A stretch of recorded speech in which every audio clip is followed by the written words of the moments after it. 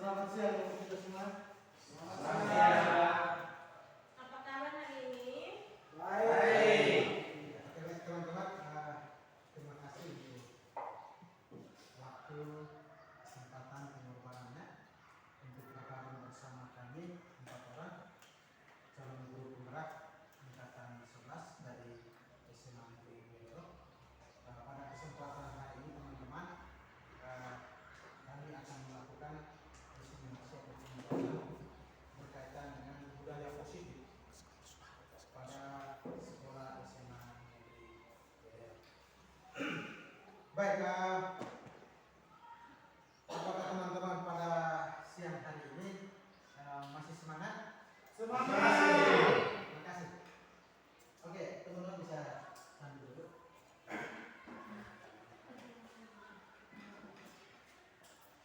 Baik, sebelum duduk saya perkenalkan dulu. Nama saya Adrianus Nerulman. Saya adalah calon guru penggerak angkatan 11. Silakan. Oke, saya sendiri Ibu Maria Justina Bota. Saya calon guru penggerak angkatan 11 dari Kabupaten Malaka. Baik, terima kasih. Saya memperkenalkan diri terlebih dulu. Nama lengkap saya Yulan Lukasi Lube, CGP angkatan 11 Kabupaten Malaka. Terima kasih. Baik, terima kasih. Saya perkenalkan diri. Nama saya Ibu Agustina Bano, calon guru penggerak angkatan 11 Kabupaten Malaka, SMA Negeri Beliau. Terima kasih. Oke, baik teman-teman. Sebelum kita melakukan kegiatan kita pada siang hari ini, sebelumnya izinkan saya untuk mempersilakan Pak Arun memimpin kita di dalam doa sebelum kegiatan kita ini, agar kegiatan kita ini bisa berjalan dengan baik. Silakan. Baik teman-teman, kami semua berdiri untuk memulai kegiatan ini dengan doa. Izinkan saya memimpin doa ini secara Kristen. Kita berdoa. Terpujilah Engkau Tuhan, Allah Abraham, Ishak dan Yakub. Kami bersyukur pada pagi hari ini karena kasih setia karena penyertaan Tuhan. Sehingga pada hari ini kami boleh dari rumah kami masing-masing tiba di dalam bawah ini dalam keadaan selamat, dan kegiatan pada siang hari ini kami berkali dalam tangan Tuhan.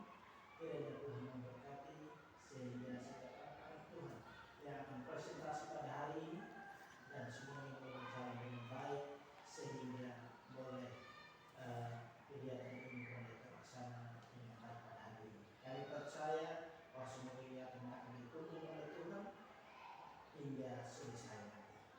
Terpuji nama Tuhan, dalam nama Yesus kami berdoa. Amin. Baik, terima kasih Pak Arun. Baik, kita ringan saja. Pada kegiatan ini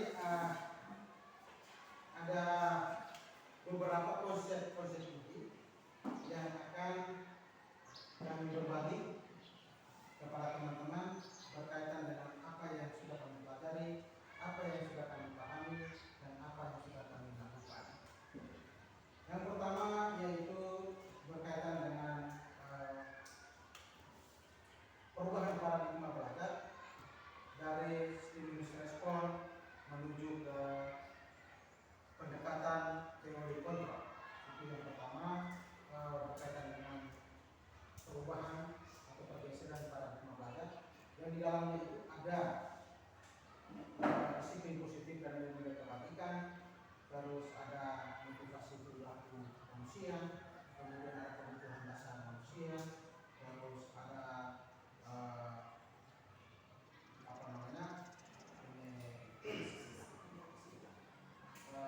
lima posisi kontrol konstitusi, terus ada segitiga konstitusi dan keyakinan kelas. Kami telah berbagi peran pada bagian yang paling pertama. Saya akan bersama teman-teman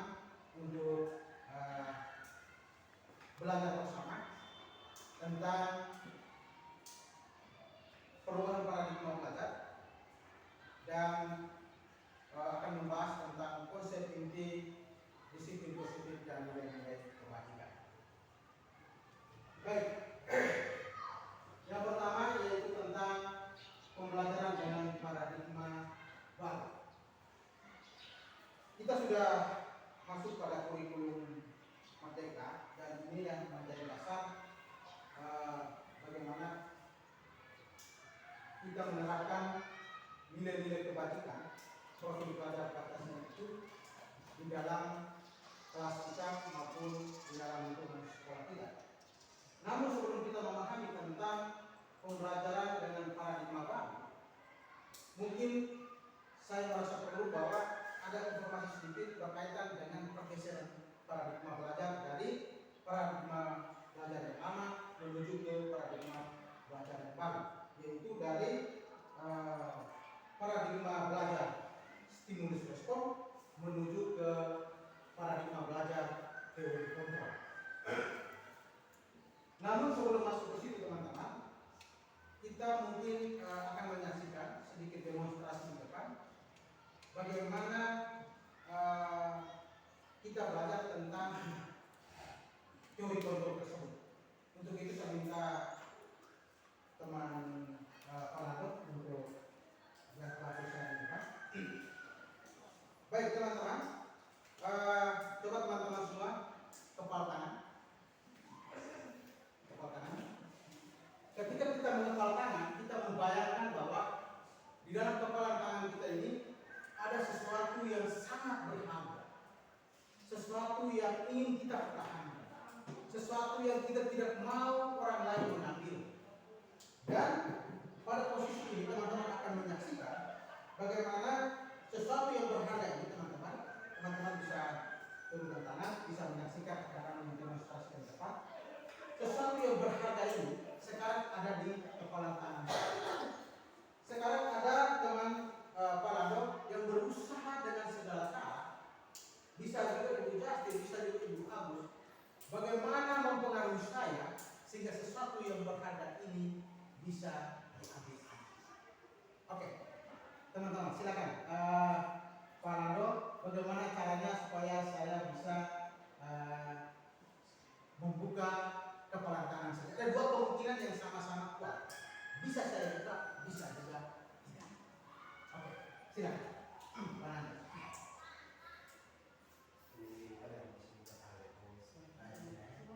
Tidak bisa ya? Ini sangat berharga. Tidak bisa ya? Seberapa berharganya sehingga kalian tidak bisa buka? Tidak bisa. Ini terlalu berharga. Saya pokoknya biar pun tidak bisa. Nero, tolong buka Nero, buka sudah. Saya tidak mau dong. Ayo buka sudah. Saya tidak mau. Harus buka. Tidak.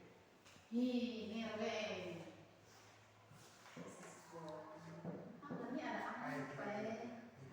Minta maaf. Tolong buka sudah. Tidak. Dia tidak sendiri yang tahu. Oke, baik teman-teman. Ketika sesuatu yang berharga, segala cara berusaha untuk mempengaruhi, saya tidak membukanya.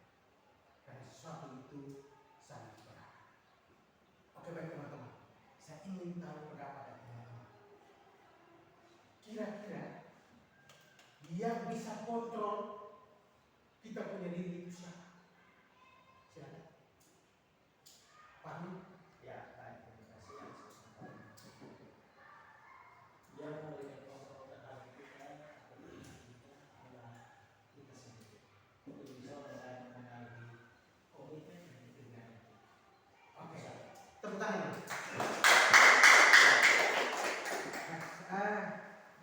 Itu yang namanya pergeseran paradigma yang mengontrol perilaku kita, keputusan kita adalah diri kita sendiri. Kalau sebelumnya, paradigma sebelumnya mungkin masuk ke stimulus perubahan paradigma belajar. Oke, tidak sebelum. Oke. Di sini teman-teman, dari praktek tadi di bagian ilusi guru mengontrol, ilusi guru mengontrol itu guru berusaha untuk mempengaruhi perilaku murid. Dan namun murid punya pilihan, dia bisa memilih untuk tidak terpengaruh.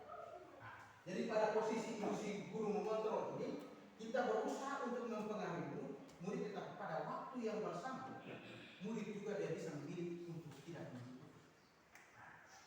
Terus yang kedua, ilusi yang kedua yaitu ilusi bahwa semua penguatan positif, efektif dan bermanfaat. Mungkin tadi teman muda, mungkin dengan cara yang halus, dia butuh saya untuk bisa membuka kepada tangan saya. Pada saat yang bersama itu teman-teman, ketika kita lakukan bersama dengan murid kita, bisa saja murid kita itu terkesan sedang dikontrol oleh guru. Padahal pada posisi itu dia mengizinkan dirinya untuk dikontrol oleh guru. Tetapi pada jangka waktu tertentu, ketika dia sudah sadar, dia bisa saja menolak untuk dikontrol. Jadi dengan segala kita berusaha dengan cara yang positif, cara halus tadi itu untuk mengeluarkan karakter. Oke. Pada bagian ini, ketika kita tadi di permainan itu, pada posisi itu bisa saja orang dengan cara mengeritik kita supaya ketika kita merasa bersalah kita mengalah, lalu kita punya posisinya diambil alih oleh orang lain. Nah, demikian seperti itu ketika kita berhadapan dengan murid saya, kita ingin supaya dia berubah perilaku, kita kritik dia, tapi teman-teman jangan lupa pada saat yang bersamaan kita sedang membentuk dia menjadi identitas gagal. Kita membuat dia menjadi rasa bersalah menjadi identitas gagal. Nah, itu pada ilusi yang berikut adalah ilusi bahwa orang dewasa berhak memaksa. Nah, pada posisi ini seolah-olah yang menentukan perilaku murid itu adalah kita yang sebagai orang dewasa. Nah, sebenarnya tidak seperti itu. Prinsipnya bahwa setiap orang mengontrol dirinya sendiri. Baik, next. Ya, seperti ini perbedaan paradigma pembelajaran lama dengan paradigma pembelajaran baru, yaitu dari stimulus respons dengan teori kontrol. Yang pertama itu realitas atau kebutuhan kita sama. Yang kedua itu di bagian teori kontrol, realitas atau kebutuhan kita itu berbeda. Jadi di bagian yang paling pertama itu seolah-olah bahwa semesta sama. Tetapi di teori kontrol berbeda. Jadi setiap orang itu mengontrol dia punya diri. Jadi, tadi itu bisa saja dia buka, bisa saja dia tutup. Setiap orang berbeda. Tetapi kalau sama berarti mau buka sama-sama buka, mau tutup sama-sama. Terus yang kedua, semua orang melihat hal yang sama. Jadi ketika sesuatu itu semua satu tujuan itu semua orang melihat itu sama. Itu pada stimulus respon. Sedangkan pada teori kontrol, setiap orang memiliki gambaran yang berbeda. Artinya bahwa ketika sesuatu yang kita sajikan, misalnya sebuah konten pembelajaran, itu kita semua siswa bisa melihat dari sisi yang berbeda. Kalau dulu kita harus arahkan ke satu saja. Begitu. Nah, terus yang ketiga, kita mencoba mengubah orang agar berpandangan sama dengan kita.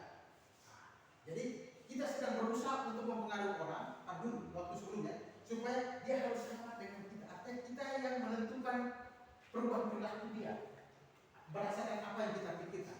Nah, itu pada stimulus respon. Sedangkan pada teori kontrol, kita berusaha memahami pandangan orang lain tentang dunia. Artinya bahwa kita berusaha ketika dia berbeda, si A dan si B berbeda, maka kita berusaha memahami dari setiap perbedaan-perbedaan tersebut. Nah, terus yang berikut, perilaku buruk dilihat sebagai sesuatu kesalahan.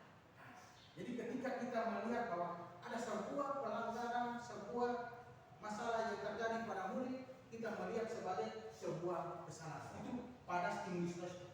Sedangkan pada teori kontrol, semua perilaku memiliki tujuan. Jadi prinsipnya teman-teman, setiap perilaku murid itu pasti ada dia punya alasan, ada dia punya tujuan. Kalau dulu itu tidak, perbuatan yang salah berarti atau melanggar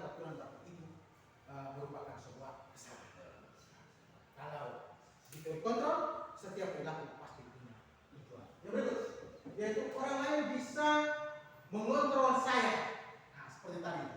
Nah, ketika kita pada posisi seperti itu, para jualan yang lama, murid itu seolah-olah bahwa kita bisa mengontrol dia. Dia bisa menjadi baik atau seperti apa, tergantung dari seorang guru mengontrol murid tersebut. Sedangkan pada teori kontrol, hanya Anda yang bisa mengontrol diri Anda. Pada bagian ini, pada teori kontrol ini, kita sendiri yang bisa mengontrol diri kita sendiri, bukan orang lain. Demikian juga kita harus sadar bahwa kita punya murid juga, dia sendiri yang bisa berubah. Dia bisa menjadi seperti apa, sesuai dengan apa yang dia yakini, apa yang dia percaya, itu tergantung dari dia punya diri. Jadi motivasi intrinsiknya itu harus ada dalam diri murid. Jadi ketika dia bergantung pada orang lain, maka itu sebenarnya motivasi ekstrinsik, dan itu pada paradigma stimulus respon. Terus yang terakhir, saya bisa mengontrol. Tidak, yang berikut, pemaksaan ada pada saat bujukan datang. Terus pada teori kontrol, kolaborasi dan konsensus menciptakan pilihan-pilihan baru. Jadi pada stimulus respon itu, ketika teman-teman tadi perhatikan bagaimana rekan-rekan guru tadi berusaha dengan segala cara membujuk saya, merayu saya, sehingga saya bisa mengikuti apa yang mereka inginkan. Itu pada paradigma yang lama. Sedangkan pada paradigma yang baru tentang teori kontrol, di situ harus ada kerjasama, kolaborasi. Jadi perbedaan-perbedaan tadi kita coba saling kolaborasi, terus saling membangun pemahaman sampai pada satu namanya konsensus, kesepakatan bersama. Jadi ketika sudah menjadi satu konsensus, kesepakatan bersama, maka sama-sama bertanggung jawab terhadap apa yang kita sudah sepakat atau sudah menjadi konsensus bersama. Terus yang berikut adalah model berpikir menang kalah. Jadi pada stimulus respon, dia intinya bahwa ada yang menang dengan ada yang kalah. Berarti ada yang posisi yang diuntungkan dengan ada yang di posisi yang dirugikan. Sedangkan pada posisi teori kontrol, dia model berpikirnya itu menang-menang. Artinya bahwa ketika terjadi kolaborasi harus ada konsensus, maka semuanya menang, semuanya terakomodir, semua kepentingannya terakomodir. Baik, itu berkaitan dengan pergeseran atau perubahan paradigma belajar dari stimulus respon menuju ke pendekatan teori kontrol. Yang berikut adalah disiplin positif. Oke, sebelum kita masuk ke disiplin positif, Pak Ando ada mau melakukan sesuatu? Silakan. Baik, sebelum kita lanjut ke slide yang ini terkait dengan disiplin positif, supaya kita punya pikiran ini bisa kembali ke pusat ke Pak ini, kita bisa lakukan yang namanya ice breaking. Kita berdiri, ini kita berdiri. Ice breaking ini hanya mau mengembalikan ingatan kita atau fokus kita terkait dengan berdiri. Saya yakin bahwa penjelasan yang disampaikan oleh Pak Nero dari awal tadi sampai dengan slide ini terkait disiplin positif ini, pikiran kita mungkin agak sedikit blank. Ini dia punya seperti ini. Kita di sini ada beberapa orang.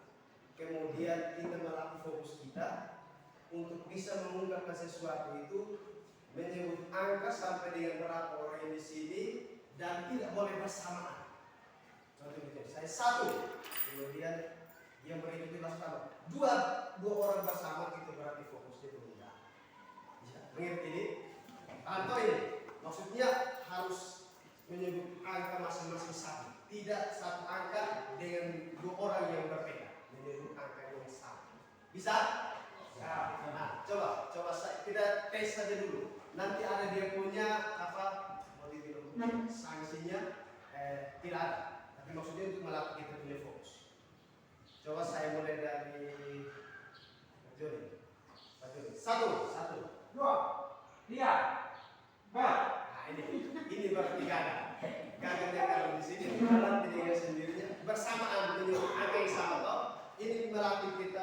punya pikiran ini, ada dia punya makna di dalam. Oke, ini yang pertama. Kita bisa sampai dengan 3 kali saja. Uji cobanya 3 kali saja. Kira-kira bisa tuntas ketiga. Coba kita kembali lagi. Ibu Ros, 1, 2. Nah ini, berarti baru 2 saja sudah. Ini apa? Fokusnya sudah mulai gagal. Ini yang terakhir. Bisa kita tidak sampai dengan 4 saja cukup. Kalau sampai dengan 4 bahkan dia lebih konsentrasi itu apa? Ada. Jadi kita berada dalam pemilu. Oke, kita ulang lagi. Maida, 1, 2, 3, 4, 5, 6, 7, 8. Dan kalau begitu coba. Bisa dengan ambil laptop.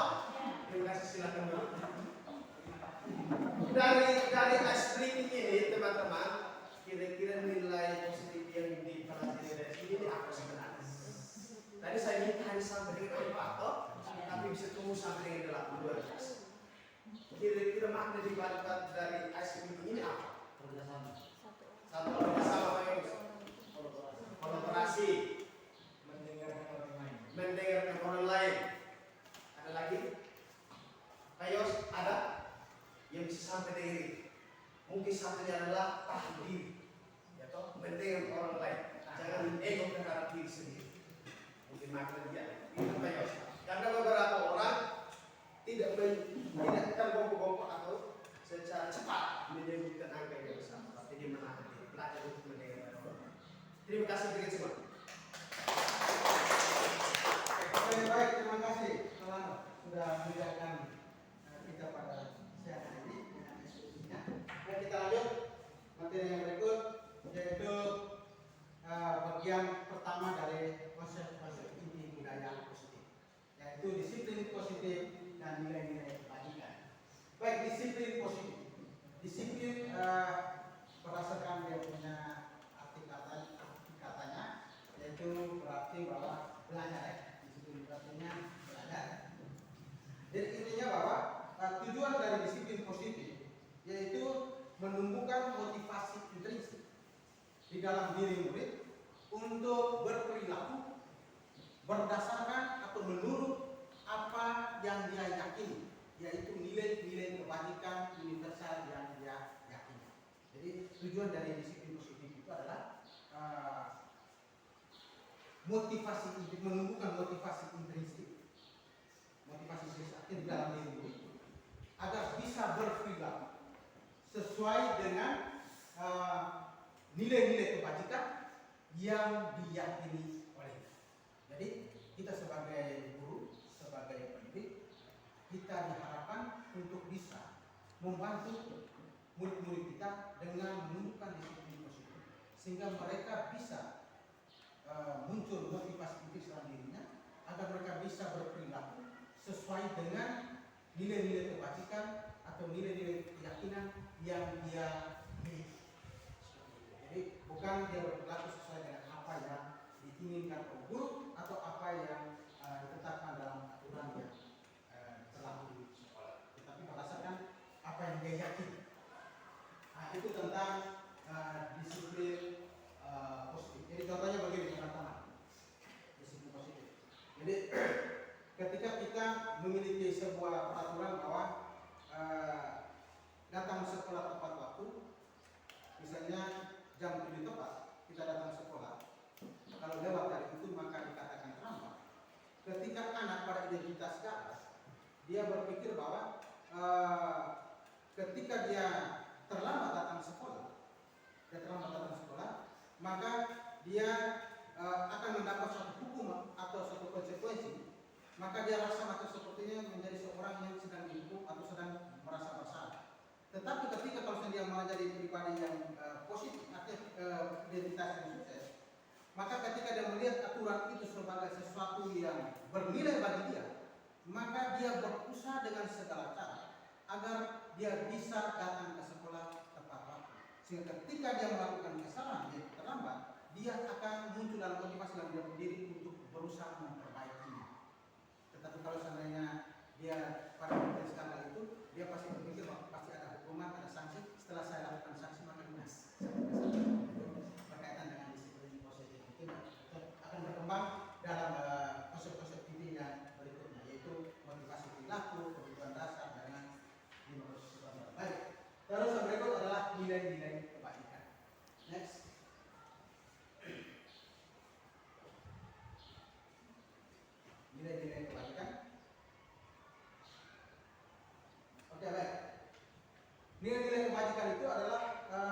nilai-nilai yang disepakati atau diyakini bersama dalam sebuah institusi atau sebuah organisasi. Jadi ada beberapa contoh, yaitu yang pertama yaitu nilai kebajikan menurut profil pelajar Pancasila. Di situ ada amandemensi, dari beriman, bertakwa dan seterusnya sampai dengan gotong royong dan mandiri. Terus nilai kebajikan menurut IBO itu ada toleransi, rasa hormat, integritas, mandiri, menghargai, antusias, empati, ingin kawan. Terus ada nilai-nilai kebajikan keterampilan hidup, yaitu dapat dipercaya, lurus hati, pendengar yang aktif, tidak merendahkan orang lain, dan apa itu yang bagian terakhir? Tidak merendahkan orang lain dan memberikan yang terbaik dari diri. Jadi nilai-nilai kebajikan itu berdasarkan kesepakatan bersama yang dibangun oleh sebuah organisasi atau sebuah institusi. Jadi kembali kepada lingkungan sekolah, bahwa nilai kebajikan yang menjadi pemahaman bersama kita yaitu profil pelajar Pancasila. Jadi diharapkan bahwa nilai kebajikan yang ada 6 dimensi itu bisa terimplementasi di dalam kelas maupun di dalam sekolah. Baik, bisa lanjut penjelasan. Oke, jadi saya kira untuk bagian yang paling pertama tentang disiplin positif dan nilai-nilai kebajikan, seperti itu. Yang berikut berkaitan dengan kebutuhan dasar, mungkin disampaikan oleh Ibu Kasih. Silakan. Oke, baik, selamat siang teman-teman. Selamat Masih siang. semangat? Masih. Oke, selanjutnya kebutuhan dasar manusia. Kebutuhan dasar manusia adalah segala sesuatu yang kita lakukan untuk mendapatkan apa yang kita inginkan. Seluruh tindakan yang kita lakukan memiliki tujuan tertentu, dan semua usaha terbaik yang kita lakukan dalam rangka agar kebutuhan dasar kita dapat terpenuhi dengan baik.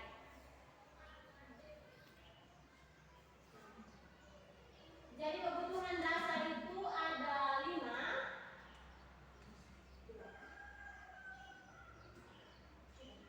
Kebutuhan dasar kita itu ada 5. Yang pertama itu kebutuhan dasar untuk mempertahankan hidup. Itu misalnya makan, minum, tempat tinggal dan sebagainya. Yang kedua itu kebutuhan dasar akan kasih sayang dan rasa diterima, artinya rasa untuk disayangi dan rasa untuk menyayangi. Oke, yang ketiga yaitu apa itu? Penguasaan atau power, yaitu harga diri, keinginan untuk dianggap, prestasi diakui dan didengar. Dan yang keempat ada kebebasan atau freedom, yaitu mandiri, memiliki pilihan, mencoba hal baru dan menggantikan arah dirinya. Yang terakhir kesenangan atau fun, artinya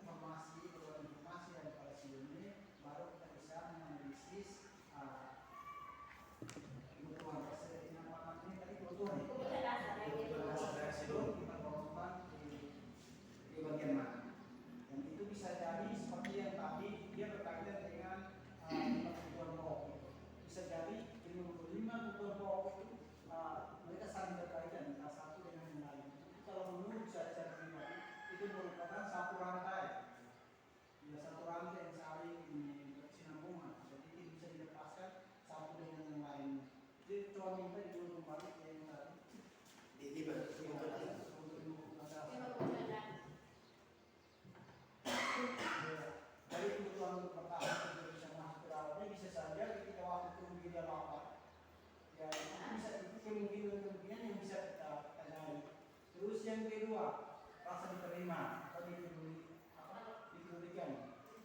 Ya, jadi mungkin dia rasa kurang diperhatikan teman-temannya. Jadi bagaimana caranya untuk dia mencari perhatian? Jadi lewat tindakan seperti itu. Terus penguasaan diri ya otomatis dia mau diakui di komunitas itu.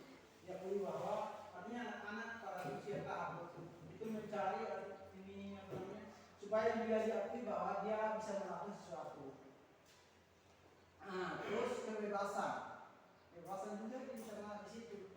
Kebebasan berpikir dia tidak mampu mengendalikan diri. Ya. Terus kesenangan juga itu bisa masuk ke dalamnya. Jadi intinya kita harus mengadakan pendekatan secara pribadi. Kita menggali dulu hal-hal apa yang mendasari sebelum melakukan hal tersebut. Ini dari saya itu terima kasih. Mungkin ada tambahan teman lain. Ada yang lain? Pak Ya, Yoris. Yoris. Baik, terima kasih. Mengenai kasus ini, di sini kalau menurut saya itu teori ini dia berusaha untuk menentukan kekuasaan dari alam masuk bisa menjadi kehormatan. Jadi yang itu menganalisis dari kasusnya itu dia seringkali meminta bakal mengasih yang berkaitan dengan paksa. Kalau dia mengambil dengan paksa, itu berarti sesungguhnya dia menunjukkan kekuasaan. Kekuasaan di situ saya lihat yang lebih dominan itu adalah kuasa sebagai penguasa. Berusaha untuk kemudian menguasai situasi karena mau memenangkan sikap keegoisannya. Berusaha untuk memenangkan sikap keegoisannya. Sehingga sini yang harus yang lebih dominan di situ adalah suatu penguasa. Baik, ada lagi? Baik, saya. Kembali ke slide 9. Ya, sebenarnya dari sikap Doni yang terjadi di kelas itu yang pertama berawal dari kasih sayang dari pelaku. Yang pertama kalau ukurnya dari kasih sayang, maka akan terbawa ke hal yang kedua itu kebebasan. Ya, dan kembali ke ketiga itu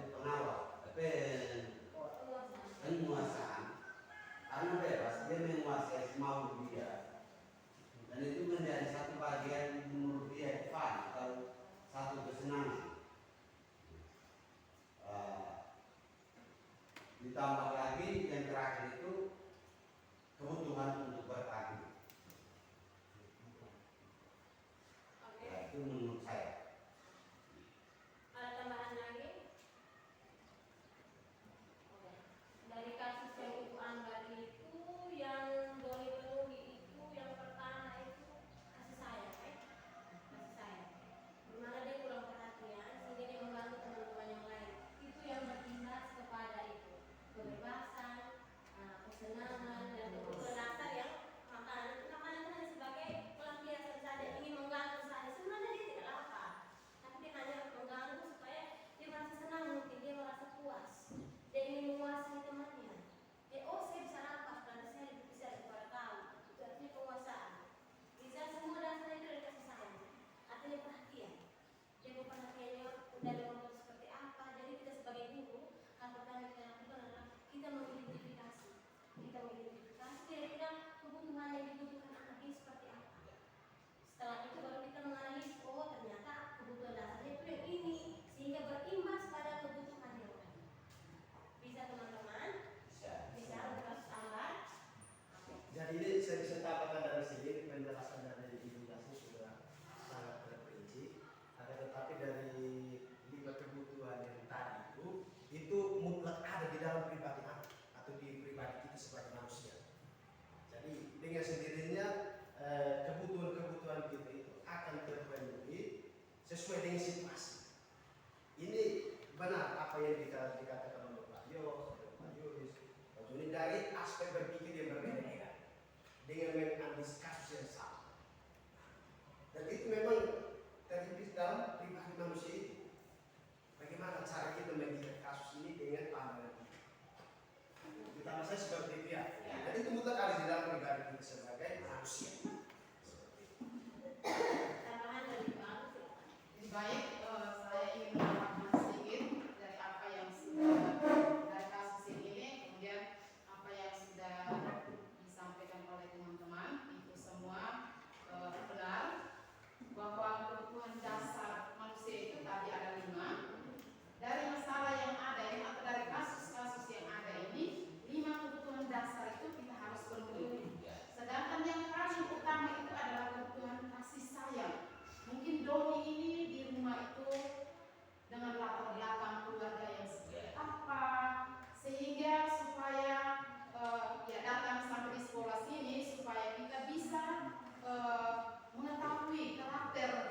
Doni ini, maka dia melakukan dengan cara yang itu. Temannya sudah membeli makanan yang ini, dia ke sana rampas ambil, dia mengganggu saja konsentrasi atau pikiran dari teman yang membeli makanan itu. Kemudian kita sebagai guru, di mana pada kurikulum merdeka ini yang ditekankan di sini adalah karakteristik dari siswa. Jadi sebelum kita mulai dengan pembelajaran, kita harus membuatkan asesmen diagnostik. Salah satunya itu kita harus mengetahui karakteristik dari siswa itu, sehingga pada saat proses pembelajaran berlangsung, misalnya si Doni ini dengan tingkah laku yang aneh-aneh, setidaknya kita harus tahu bahwa oh dia ternyata lingkungan keluarga itu seperti ini. Kemudian dia belajarnya itu dengan gaya yang seperti ini. Kemudian mungkin pada mata pelajaran kita itu dia tidak terlalu sukai, tetapi dia berminat di mata pelajaran yang lain. Jadi terlebih dahulu kita harus mengetahui atau membuat asesmen diagnostik untuk mengetahui karakteristik siswa itu, kemudian gaya belajarnya seperti apa, sehingga pada saat proses pembelajaran si anak itu atau siswa itu dia dengan gaya belajarnya seperti apa, dari awal itu kita harus sudah mengetahui itu. Mungkin dari saya. Baik, terima kasih untuk tambahannya. Selanjutnya, oke, selanjutnya Ibu Asri silakan. Jadi yang berikutnya tentang motivasi perilaku manusia. Jadi motivasi perilaku manusia ini ada dua, yaitu motivasi intrinsik yang berasal dari diri, kemudian motivasi ekstrinsik yang berasal dari luar. Jadi motivasi perilaku manusia ini untuk menghindari ketidaknyamanan atau hukuman apabila apa yang akan terjadi jika saya tidak lakukan, sehingga dilakukan dengan terpaksa untuk menghindari hukuman. Jadi untuk menghindari ketidaknyamanan atau hukuman. Misalnya pada saat proses pembelajaran kita memberikan tugas. Nah tugas ini kita sampaikan bahwa oh minggu depan itu kumpul. Nah ada siswa tertentu yang mengerjakan tugas itu, dia tepat mengumpulkan tugas itu pada waktunya karena untuk menghindari terjadinya hukuman. Karena jangan sampai ada yang berpikir bahwa oh kalau kita tidak kumpul tepat pada waktu berarti mungkin guru memberikan kita sanksi atau memberikan kita hukuman, sehingga dia mengerjakan tugas dan mengumpulkan tepat waktu itu untuk menghindari ketidaknyamanan atau hukuman. Kemudian dan itu termasuk motivasi dari ekstrinsik.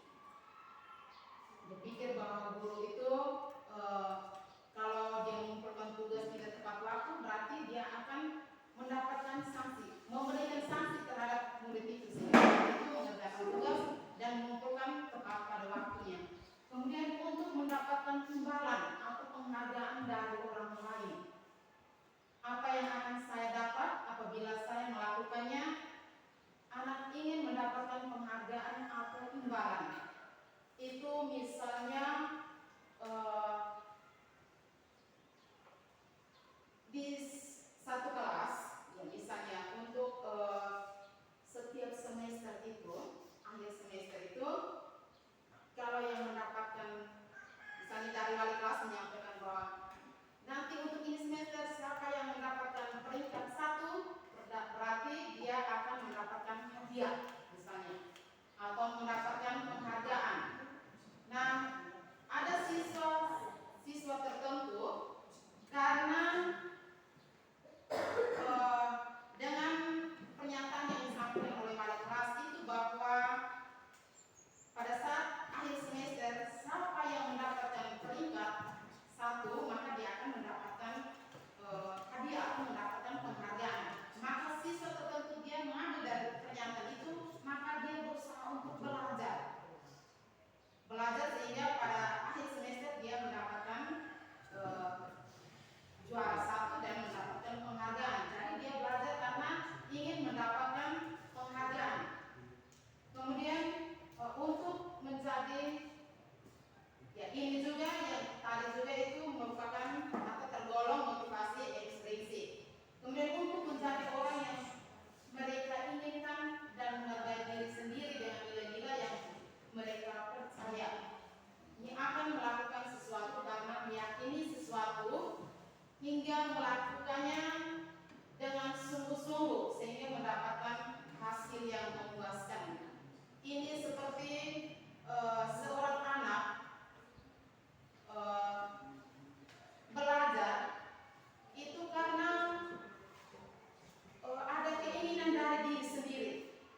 keinginan dari diri sendiri, entah nanti hasilnya itu dia mendapatkan peringkat atau mendapatkan juara, entah mau juara berapa dia tidak memperhitungkan itu. Tetapi yang di sini dia berusaha belajar sendiri karena berasal dari dalam diri sendiri. Dan walaupun dia tidak mendapatkan juara, tetapi materi yang dia dapatkan itu dia betul-betul paham. Dan ini tergolong motivasi intrinsik.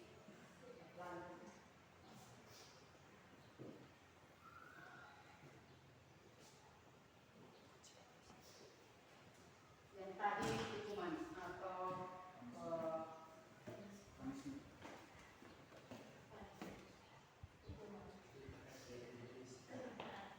terkait dengan motivasi dari dalam diri. Itu tidak terencana atau tiba-tiba, secara tiba-tiba. Kemudian murid yang tahu apa yang terjadi atau tidak dilibatkan. Kemudian berupa hukuman fisik atau psikis. Kita membuatkan konsekuensi, yaitu terencana atau disepakati sesuai dengan peraturan berlaku. Kemudian murid itu tetap dibuat tidak nyaman.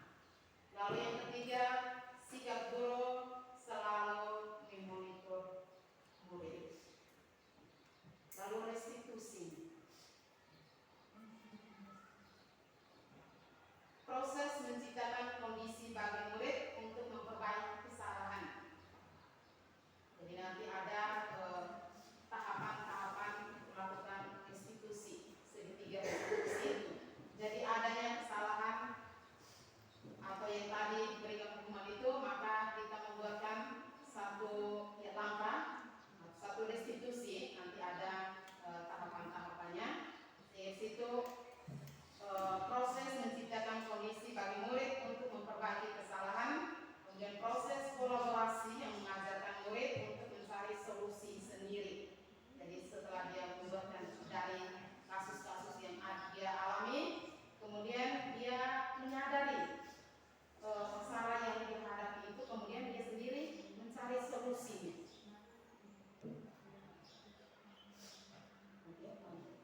Mungkin saya bisa tambahkan dari yang ini. Kan dari tiga konsekuensi yang ada itu kan munculnya dari dua komponen tadi terkait dengan motivasi ekstrinsi dengan motivasi intrinsik.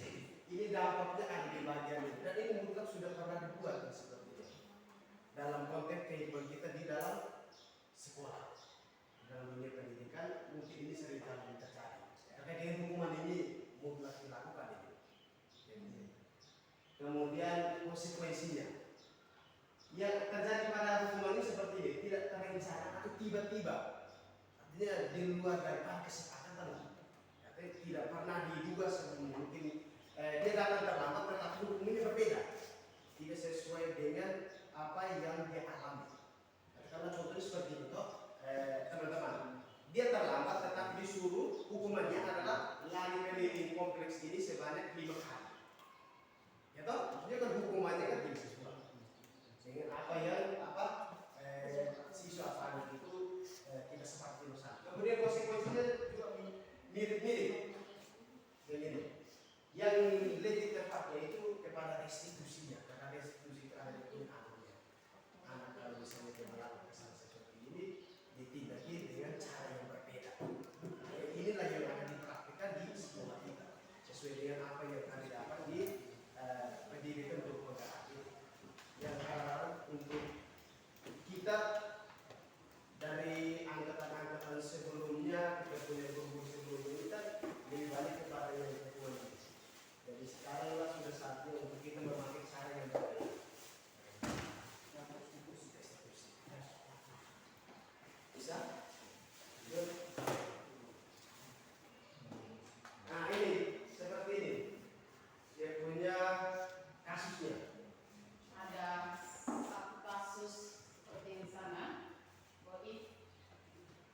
IFA kurang menguasai pelajaran kimia, sehingga pada saat pelajaran tersebut berlangsung, dia lebih banyak berdiam diri atau menggambar di buku pelajarannya.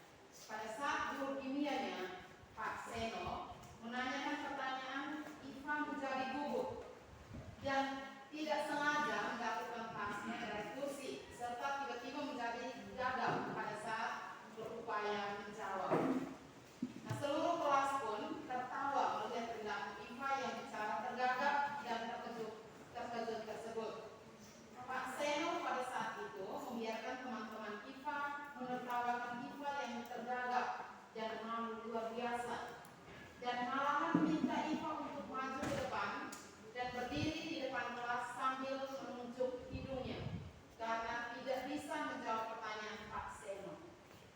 Kelas makin gaduh dan anak-anak pun tertawa melihat IFA di depan kelas memegang ujung hidungnya.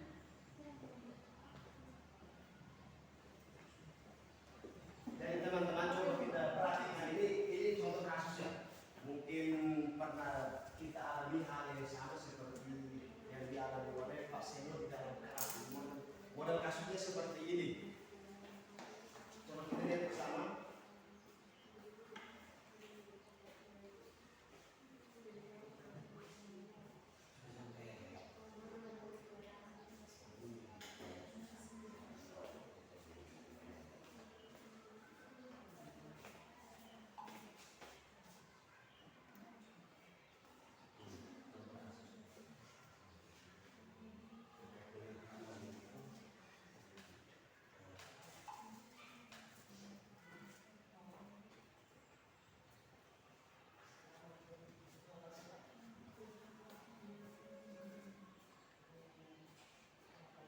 Ya, sudah? Sudah. Kita beralih ke ini. Menurut teman-teman, sesuai dengan kronologi kasus tadi itu, kita lihat dia punya pertanyaan penuntut seperti ini. Menurut Anda tindakan Pak Seno terhadap IFA adalah sebuah hukuman atau konsekuensi? Lalu mengapa? Alasannya apa? Maksudnya dari kronologi tadi itu kenapa saya mengulangi apa yang di contoh kasus tadi itu, kemudian muncullah pertanyaan seperti ini. Ini diminta kepada teman-teman untuk menanggapi dari kasus itu. Kira-kira pertanyaannya sudah bisa ingat pertanyaannya. Kita kembali ke kasusnya, boleh? Ya, kasusnya seperti ini.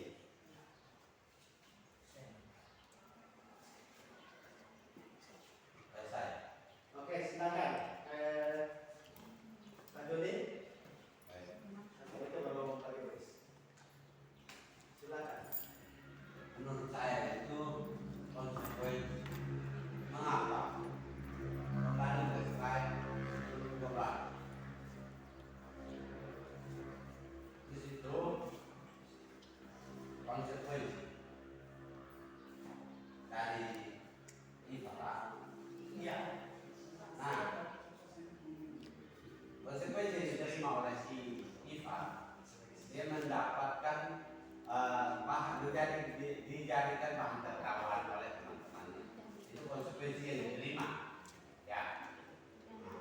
Kenapa saya memilih konsekuensi? Karena dia bukan dihukum, tapi secara pribadi dia menjadi bahan tertawaan oleh teman-temannya. Itu semua kembali ke pembelajaran atau slide 11 intrinsik. Itu coba slide 11. Motivasi yang tidak diinginkan itu intrinsiknya itu menghargai diri sendiri dan nilai-nilai dan akan melakukan sesuatu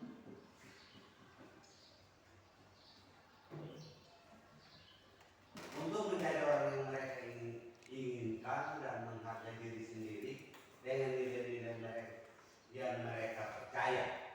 Jadi dari sini saya melihat bahwa poin pertama dari si siswa itu yang pertama dia minat dan bakatnya tidak pada pelajaran itu. Ya. Nah, dan sendirinya dia merasa tidak nyaman di dalam mengikuti pembelajaran itu, sehingga konsentrasi yang diberikan dari guru tersebut dia benar-benar karena tidak menyukai pembelajaran itu, makanya tidak memberikan satu konsentrasi saat pembelajaran. Dan hal yang terjadi itu bukan hukuman dari si Pak Senonya, tetapi konsekuensi yang akan diterima dari si siswanya. Nah, ini menurut saya konsekuensi yang didapatkan itu akan menjadi satu bahan tertawan dari untuk dirinya dan teman-teman kelas. Itu saja. Oke, terima kasih Pak Joni. Mungkin saya Pak Yuris tadi. Baik. Nanti baru kami siap. Kemudian surat misi. Kalau menurut saya sesuai dengan kasus yang ada, saya lebih dukung oleh hukum. Karena sesungguhnya ketika si efek ditanyakan oleh Mas Seno, sesungguhnya hal itu tidak terencana. Itu tidak berencana tapi dilakukan secara tiba-tiba. Karena di situ ada hukuman fisik, ketika di depan masuk ngomong ini jadi perlakukan fisik yang mesti nanti dia berimbas pada konsekuensinya, tetapi sesungguhnya itu Pak Seno itu dia melakukannya dalam keadaan sadar, sehingga dia memberikan hukuman itu bukan konsekuensi. Karena kalau konsekuensi itu berarti sesuatu yang sudah direncanakan. Kalau sudah ada rencana dalam proses pembelajaran kimia itu bahwa sesungguhnya kalau misalkan ketika saya bertanya kepada siswa dan siswa tidak menjawab, maka dengan sesungguhnya kita harus memberikan hukuman atau sanksinya adalah bahwa harus penuh hidup. Itu kecuali sudah ada konsekuensi atau kesepakatan. Tapi yang dilakukan oleh Pak Seno di situ adalah berupa hukuman karena berlaku secara fisik tanpa direncanakan. Sehingga saya mengatakannya itu untuk kasus ini juga lebih berimbas pada hukuman. Baik, terima kasih. Pak Yuris, ada lagi Pak Yuros? Yang mungkin dari saya ini itu kembali ke awal yang pertama dengan ini ekstensi dan ekstensi. Ya, jadi ini mohon maaf. Sebelum saya mau masuk ke situ, sebelum saya masuk ke poin yang akan saya ini. Jadi itu motivasi ekstrinsik dan motivasi intrinsik. Ya, jadi apakah kedua-dua ini saya tidak tahu ini tujuannya ini kita ambil maksudnya. Tapi yang motivasi ekstrinsik itu kan motivasi yang dari luar, datangnya dari luar untuk mempengaruhi intrinsik atau ini apa ini semangat atau apa yang akan dibangkitkan ke dalam pribadi anak itu. Sedangkan intrinsik itu artinya dia datang dari diri sendiri, iya dari dalam diri. Nah, jadi motivasi, kalau menurut saya motivasi ekstrinsik dan intrinsik itu ekstrinsik itu untuk membangkitkan intrinsik yang ada di dalam diri anak. Kalau saya keliru ya bisa Oke, Miss. terus untuk lanjut ke Ya, ke kasus. tidak yang dirubah. Oh, iya. Ya, lanjut yang ke kasusnya. Kalau menurut saya, ini Pak siapa namanya itu? Pak Seno itu seorang guru. Kenapa saya tidak seorang guru? Kalau seandainya dia seorang guru, seperti yang disampaikan oleh Pak Yuris, apa yang disampaikan oleh Pak Yuris, hukuman itu diberikan dan jika tidak ada kesepakatan bersama. Apa yang kita berikan, sanksi yang kita berikan itu yang namanya hukuman. Sanksi yang kita berikan itu yang namanya hukuman. Nah, hukuman itu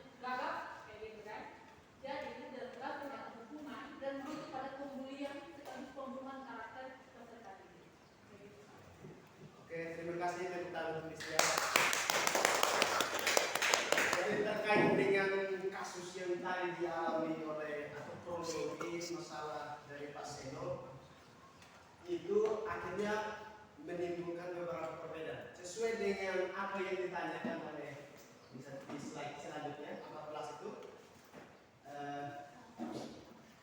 Nah di sini ini pendapat itu wajar adalah pendapat dari berbagai guru, pandangan dari berbagai teman menganalisa dari kasus yang sama tetapi pemikiran yang berbeda. Jadi itulah yang kita lakukan kolaborasi di sini. Ini kita bisa menemukan titik temu. Di sini kan jelas bahwa memilih dari dua opsi ini, hukuman atau konsekuensi. Jadi jelas sesuai dengan pernyataan masing-masing, ada yang memilih hukuman, ada yang memilih konsekuensi dengan penjelasan-penjelasan yang tadi. Selanjutnya kita mengamati video ini.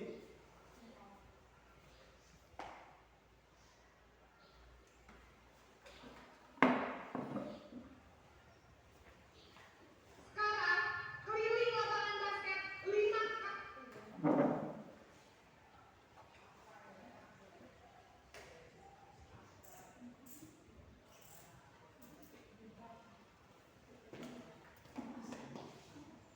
Oke, kita menyimak video yang ada ini untuk kita analisa bersama. Salam bahagia Ibu dan Bapak Guru hebat. Dalam penerapan disiplin positif restitusi, salah satu program yang dikembangkan adalah 5 posisi kontrol.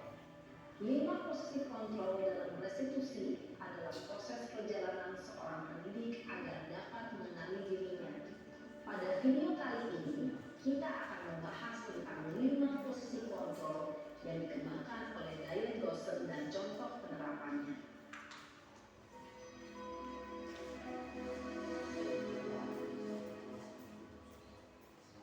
5 posisi kontrol itu adalah 1.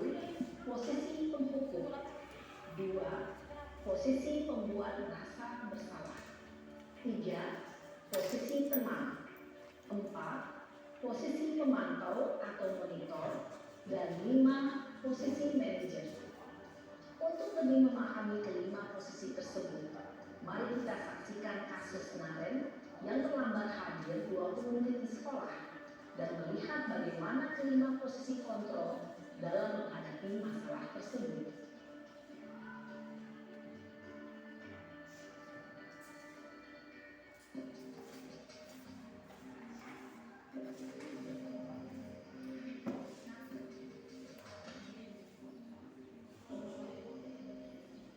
Naren, sini kamu. Selamat pagi, Bu. Selalu terlambat. Kamu deh, pasti terlambat. Maaf, Bu. Saya Apa? Apa coba? Alasan kamu apa lagi? eh, Kapan sih kamu tidak terlambat? Malas sekali ya kamu jadi anak. saya Dasar pemalas. Gak kapok-kapok sih kamu. Sudah berapa kali terlambat? Sana, kamu keliling lapangan basket 2 kali. kenapa saya harus keliling lapangan basket, Bu? Kenapa? Kamu melawan ibu. Berani-beraninya jawab. Sudah terlambat, masih berani jawab pula. Sekarang, keliling lapangan basket 5 kali sekalian. Biar kapok. Cepat. Pergi sana ke lapangan basket. Posisi penghukum biasanya berbicara dengan nada tinggi, menghardik, menunjuk-nunjuk, menyakiti, dan menyindir. Hukuman bisa berupa fisik maupun psikis. Ibu dan Bapak Guru hebat, dampak yang terjadi pada murid ketika guru berada pada posisi penghukum adalah murid cenderung akan memberontak, bahkan menyimpan dendam.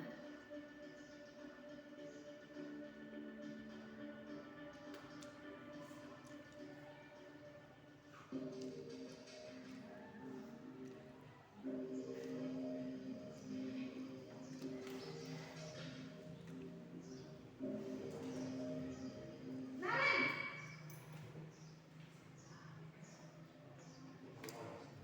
Selamat pagi, Bu.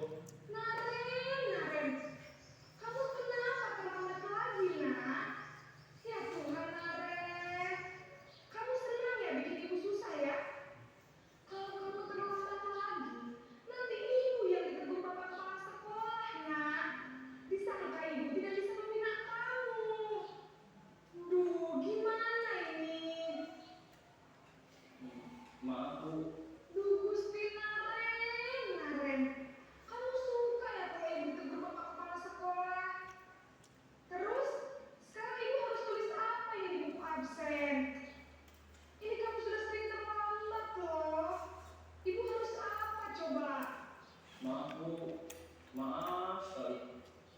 Ya sudah, lain kali jangan bikin ibu susah lagi ya nak ya. Ibu tidak akan kuat lagi kalau kamu gini terus. Bisa jantungan kalau ibu tegur bapak kepala sekolah. Sana cepat kelas. Maaf ya Bu. Maaf sekali. Posisi pembuat rasa bersalah berbicara dengan nada tenang, cenderung lembut. Namun kata-kata yang diutarakan membuat murid merasa menjadi orang yang gagal, memandang buruk dirinya sendiri, merasa tidak berharga, dan tidak sanggup membahagiakan orang lain. Ketika guru mengambil posisi pembuat rasa bersalah, murid akan menganggap dirinya yang bersalah dan ia akan menyimpan emosi negatif tersebut di dalam dirinya.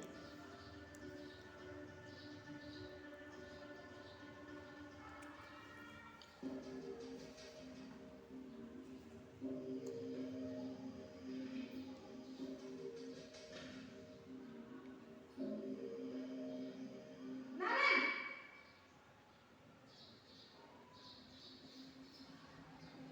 Selamat pagi Bu.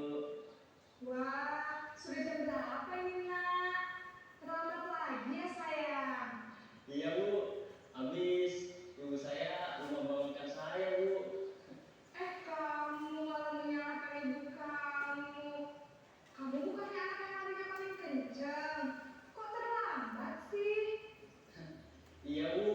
Saya memang terlambat bangun tadi. Jadi biarpun saya lari kencang, tetap gak kekejar Bu. Ya sudah sana. Nanti lain kali larinya lebih kencang lagi ya. Biar gak terlambat lagi. Bikin senang ibu. Demi ibu. Bisa kan? Bisa Bu. Ya sudah sekarang masuk kelas. Ibu beresin urusan absen kamu. Kamu ini ada-ada saja. Dalam posisi teman, guru berbicara dengan nada suara ramah, akrab, cenderung bersenda gurau untuk menjaga suasana tetap santai. Murid akan merasa senang, aman, dan akrab dengan guru. Identitas yang tercipta adalah identitas sukses atau berhasil. Namun, perlu diingat, karena ini masih dorongan eksternal, maka ada faktor ketergantungan dari murid kepada orang tertentu. Di sini, guru aksennya, sehingga di lain waktu, murid bisa berperilaku baik, namun hanya kepada orang-orang tertentu saja.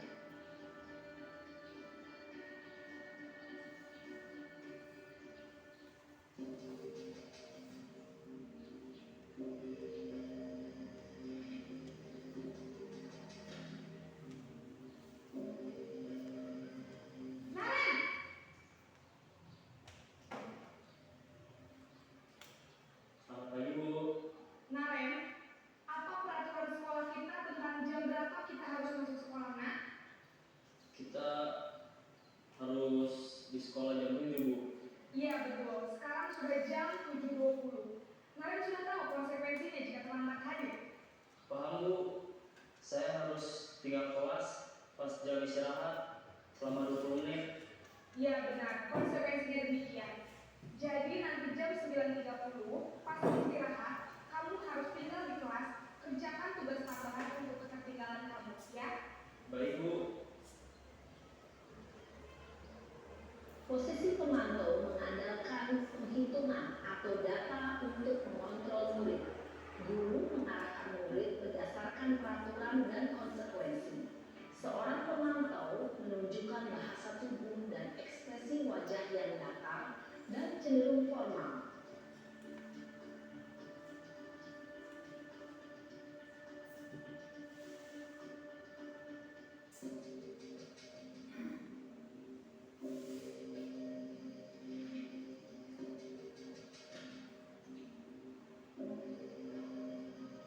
Naren!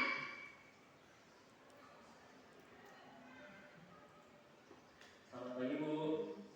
Selamat pagi Naren. Maaf Bu, saya terlambat.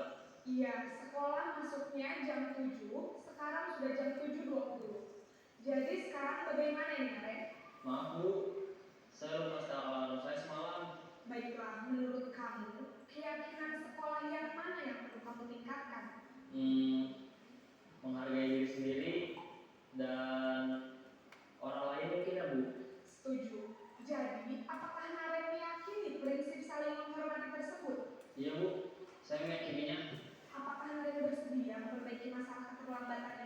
Bersedia, Bu?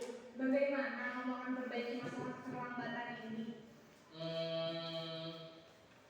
Saya akan coba untuk tidak lupa menyetel alarm saya, Bu. Baik, kalau Naren lupa menyetel alarm di rumah, ada orang yang kira-kira bisa bantu mengingatkan tidak? Ada, Bu. Kata saya, Kak Emma.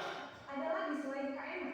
Selain Kak Emma, ada ibu saya. Baik, jadi yang mengingatkan Naren adalah Kak Emma dan ibu kamu ya? Kira-kira akan mulai set alarm kapan nih Naren? Setelah pulang sekolah, akan segera saya lakukan. Baik, jadi Naren akan setel alarm untuk bangun besok pagi dan akan diingatkan oleh kakak dan ibu dan Naren ya. Ada lagi yang mungkin perlu dilakukan Naren agar tidak terlambat bangun lagi. Tidak ada, Bu.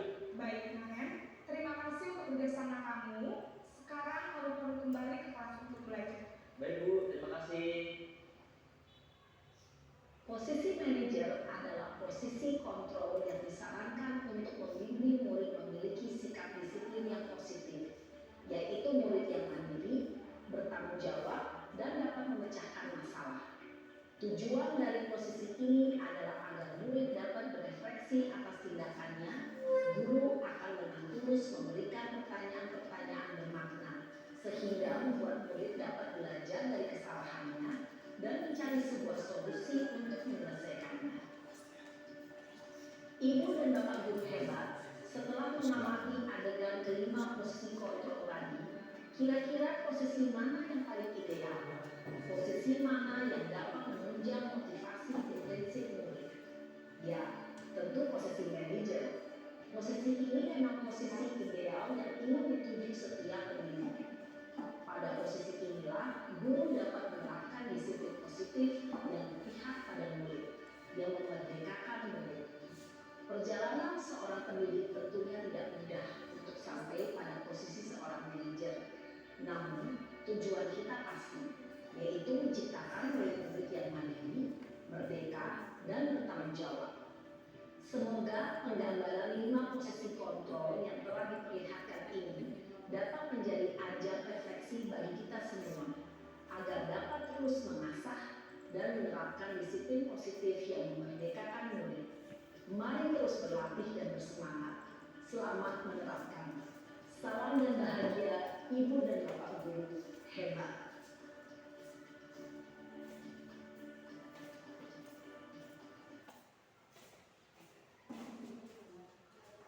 Baik teman-teman, kita sudah menyimak dari 5 posisi kontrol yang tadi sudah ditayangkan di video tadi itu. Kita sendiri kembali kepada pribadi, kira-kira dari 5 posisi kontrol itu kita berada di posisi yang mana? Ketika anak itu membuat sebuah kesalahan, lalu kita sebagai apa posisi kita itu dikembalikan. Tapi yang ujung daripada video ini kan lebih menyarankan kepada posisi yang kelima terkait dengan manajer tadi. Tetapi sebelum ke manajer itu pasti kita melewati posisi yang pertama terkait dengan hukuman ini. Ya, itu tidak bisa kita pungkiri bahwa itu memang karakter kita sebenarnya. Ya, sebelum menuju ke sana pasti hukuman sudah terjadi. Apalagi posisi kedua dan ketiga itu rada lebih halus dan itu sulit sekali mungkin untuk kita terapkan. Tetapi kita harus usahakan untuk bisa menerapkannya ketika siswa kita membuat sebuah kesalahan. Jadi masing-masing merefleksi diri. Kira-kira kalau saya mendapatkan kasus seperti ini, saya ada di posisi yang disarankan yang terakhir, disarankan yang manajer. Oke, slide berikut. Nah, silakan. Jadi posisi kontrol guru itu, sebagai guru itu ada 5.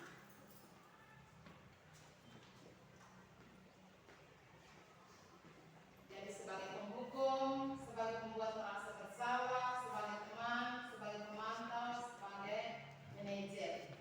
Dan ini 5 posisi kontrol guru ini kita sudah lakukan.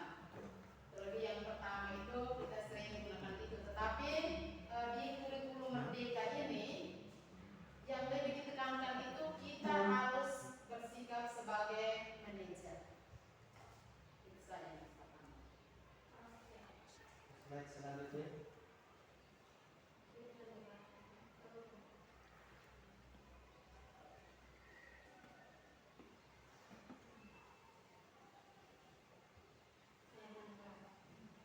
Nah ini yang harus kita buat di kelas masing-masing, di kelas kita terkait dengan kesepakatan atau keyakinan kelas yang kita buat.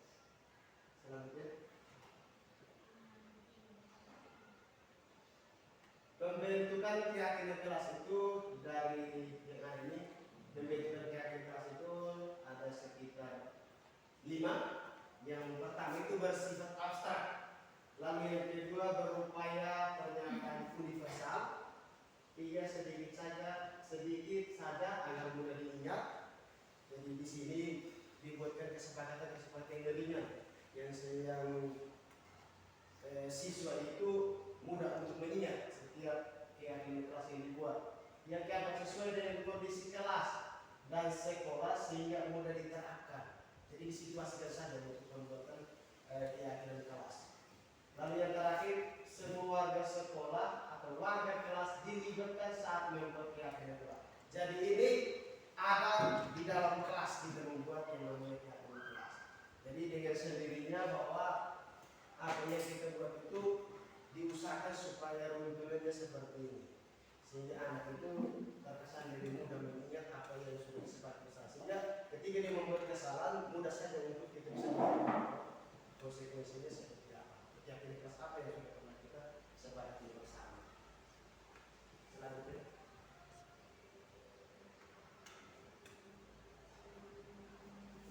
Nah ini dokumentasi keyakinan kelas ini pada kami buat. Ini kami sudah buat di kelas awal, itu kami menjadi contoh. Kami buat di dalam kelas ini seperti ini.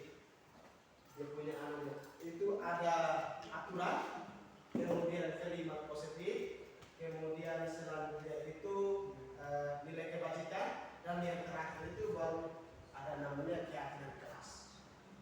Dari ketiga komponen tadi itu baru melahirkan yang namanya keyakinan kelas. Keyakinan kelas itu yang dipajangkan atau ditempelkan di dalam kelas untuk setiap kali siswa itu mengingat apa yang sudah dijadikan sebagai keyakinan kelas ini bisa dilanjutkan.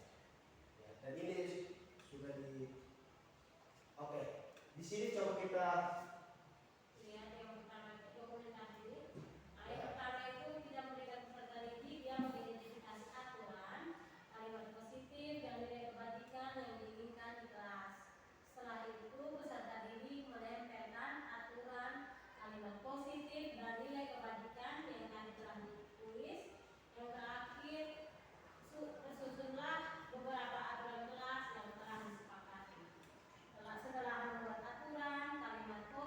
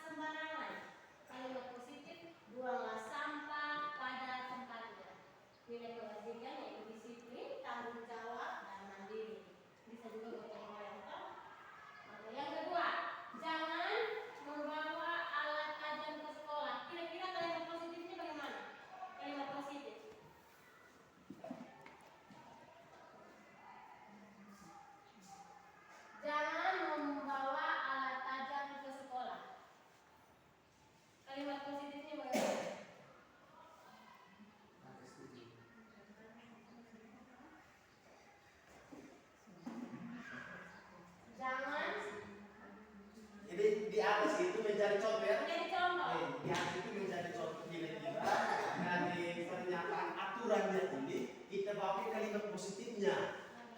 Mungkin ini lebih kasar lah. Mau bilang ini lebih kasar, jadi dibawa ke sana itu lebih halus. Nah, sehingga nilai kebajikan yang dimunculkan di sana itu apa? Jadi, jangan membuang sampah sembarangan. Kemudian kalimat positifnya dilihat buanglah sampah pada tempat. Lebih diperhalus dari ada di aturan itu. Itu istilahnya lebih personal. Ya. Kalau yang bawa itu alat tajam,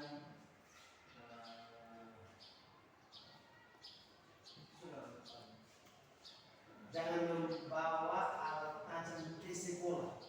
Kalimat positifnya. alat tajam membahayakan orang lain. Ya. Alat tajam membahayakan orang lain. Ada yang lain? Terus kayak bisa alat tajam membahayakan orang lain. Itu kalimat positifnya. Terus nilai kebalikannya apa? Itu Tanggung jawab. Jawab ya bisa. Terus apa lagi? Keselamatan keamanan ya. Masih ada? Apakah teman-teman yang lain masih ada? Nah, oke. Lanjut nomor berikut. Jangan menghisap rokok di sembarangan tempat. Nah, jangan menghisap rokok di sembarangan tempat. Kalimat positifnya. Dilarang merokok. Dilarang merokok. Ada lagi? Marilah nyawa Anda. Yang dilarang merokok. Kalau dilarang Masih aturan. Masih aturan. Termasuk aturan. Jadi dia punya kalimat itu diperhalus. Dibuat positif. Merokok Jangan buang membunuh. sampah sembarangan. Oh ya. Buanglah sampah. Merokok dapat membunuhmu. Merokok dapat membunuhmu. Oke, ada lagi? Oke. Pak Yos yang lebih banyak di sini. Kawasan bebas rokok. Kawasan bebas rokok. Ya, boleh. Ya. Ya. Ada yang lain lagi? Mungkin ada yang bilang begini. Isap pada tempatnya. Isaplah Isap pada pada tempatnya. tempatnya. Merokok dapat Bisa merugikan seperti itu ya? kesehatan Bisa Anda. ya? Merokok dapat merugikan kesehatan Anda. Apa? Merokok dapat merusak Kesehatan. kesehatan Anda. Bisa. Terus nilai kebajikannya apa? Nilai kebajikannya apa? Kesehatan. Terus apa lagi? Tanggung jawab. Disiplin. Disiplin. Ya, disiplin. Penguasaan diri. Penguasaan diri ya, mengontrol diri ya. Harus kontrol diri. Bisa itu pada tempatnya. Jangan disebar. Menghargai orang lain. Ya betul ya. Ketika kita bisa rokok, mungkin beberapa orang di sekitar kita tidak nyaman. jangan bisa Tapi sudah. kita tidak mengerti itu. Mungkin seperti itu. Ya. Ya, contohnya demikian selanjutnya. Oke, selanjutnya kita sama-sama saksikan video penerapan segitiga restitusi.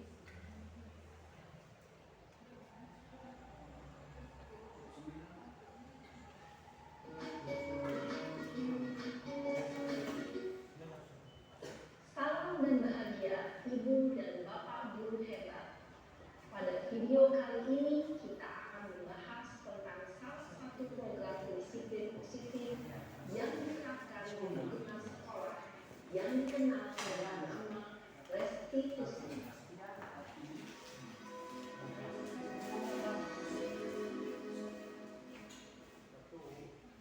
Restitusi dikembangkan oleh pakar pendidikan dan dosen berlandaskan pada teori ontologi lingkungan.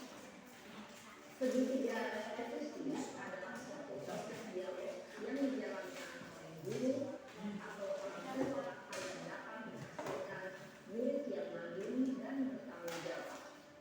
Pada saat guru posisi manajer, aspek yang dikembangkan pada murid adalah menjadi aspek prinsip, sehingga penanaman nilai-nilai kebajikan dapat tumbuh dan berkembang menjadi suatu kebiasaan positif yang akhirnya membentuk karakter diri. Proses dialog ini terdiri dari 3 langkah yang digambarkan pada ketiga sisi pada segitiga restitusi. Sisi pertama adalah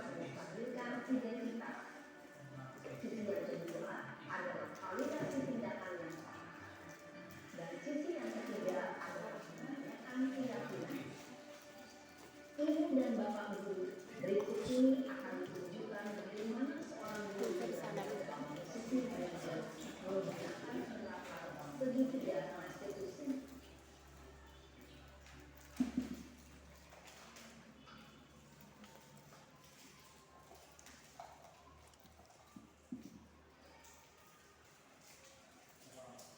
Siang kan? Yang Pak, Sudah lama nggak bisa. Kenapa hari ini di sini? kesel Pak, kesel banget. Masa aku dikatain soal fitnah Pak? Ya aku marah Pak. Aku balik ngatain Eka di depan kelas. Kesel banget. Oh begitu. Ya pasti kamu marah dan kesal. Bapak juga akan marah apabila ada yang menuduh Bapak seperti itu. Kemudian pada saat itu kamu mau melakukan apa? Ya saya harus ngatain Eka Pak. Kesel banget. Saya bentak-bentak dia di depan teman-teman lain. Oh begitu. Pasti kamu melakukan seperti itu karena suatu alasan tertentu kan? Iyalah, masa saya diam saja Pak? Ya saya bela diri lah. Masa saya dituduh tukang fitnah? Ya wajar lah. Mempertahankan harga diri itu sesuatu yang penting buat kamu. Untung kamu tidak berpikir gagal lagi. Hanya membentak-bentak. Iya Pak. Untung saya masih bersabar dan hanya membentak saja. Sudah gemes padahal. Saya pasti bela diri lah. Ya pasti ya. Tapi kamu memilih untuk tetap bertahan dan bersabar. Kamu memilih untuk tidak berbuat lebih parah lagi. Bukan? Iya. Nah, sekarang coba kita lihat lagi. Tindakan kamu yang bentak-bentak Eka di kelas. Tindakan kamu itu kira-kira sesuai dengan keyakinan kelas atau prinsip kamu tidak? Enggak lah Pak. Capek Pak jadi pemarah. Jadi keyakinan atau prinsip mana yang kurang sesuai dengan keinginan kamu? Ya, saya sebenarnya sangat menghargai orang lain. Mungkin saat itu saya menjadi emosi. Jadi tidak menunjukkan sikap itu. Kamu meyakini tidak? Menghargai orang lain itu penting buat kamu. Yakinlah Pak. Iya, setuju. Kita harus saling menghargai. Namun ada juga keyakinan yang kita sepakati yang perlu kita jalankan apabila kita sedang marah, kan? Ya, saya bisa lebih proaktif, mulai dengan diri sendiri. Saya bisa jadi lebih bersabar, mengambil waktu jeda untuk berpikir mau apa selanjutnya. Kira-kira kamu bersedia memperbaiki masalah ini tidak? Sedia Pak. Kalau kamu memperbaiki masalah ini, kamu akan menjadi orang seperti apa? Saya akan menjadi orang yang bertanggung jawab kali ya Pak. Dan senantiasa proaktif. Iya, menurut kamu bagaimana rasanya menjadi orang seperti itu? Ya nyaman lah, bangga bisa bersabar dan menahan diri. Baiklah kalau begitu. Yuk kita pikirkan bagaimana memperbaiki masalah ini.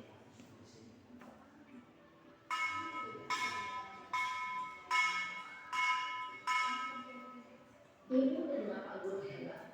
Baru saja kita menyaksikan contoh bagaimana seorang guru berada dalam posisi manajer menggunakan penerapan segitiga restitusi. Mari kita bahas satu persatu. Pada sisi pertama, menstabilkan identitas berdasarkan pada prinsip bahwa membuat kesalahan adalah bagian dari proses pembelajaran.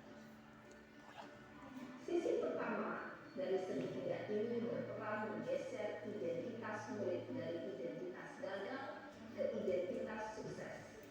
Murid yang sedang bertingkah laku yang tidak pantas atau menarik diri saat itu sedang mengalami identitas gagal. Bila kita mengkritiknya, maka posisinya tidak akan berubah. Kita bisa mengajukan pernyataan ini. 1. Membuat kesalahan sesuatu yang wajar. 2. Manusia tidak ada yang sempurna. 3. Kita bisa memperbaiki masalah ini. 4. Saya tidak menanyakan kesalahannya. Saya lebih fokus bagaimana memperbaiki masalah ini. 5.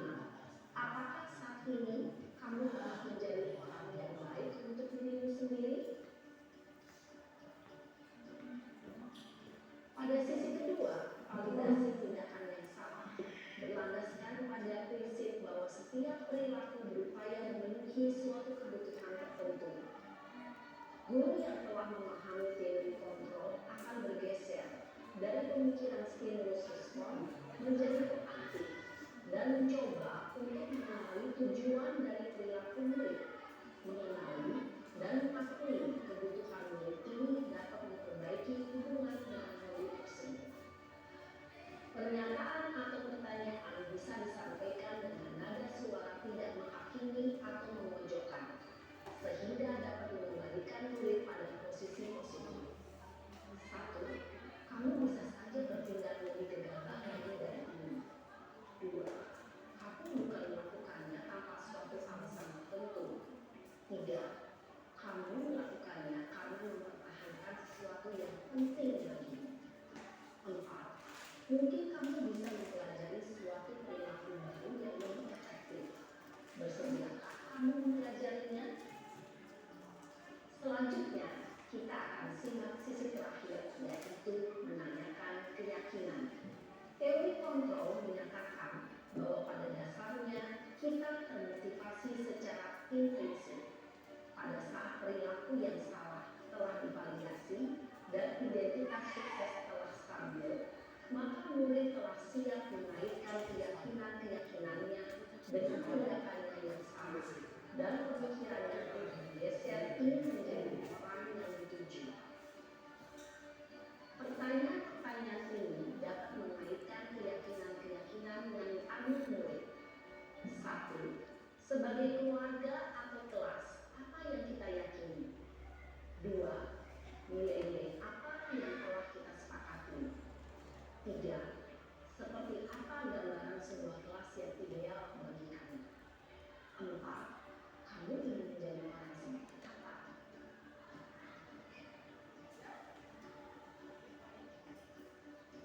Dalam menerapkan segitiga restitusi, perlu diperhatikan beberapa hal. Yaitu 1.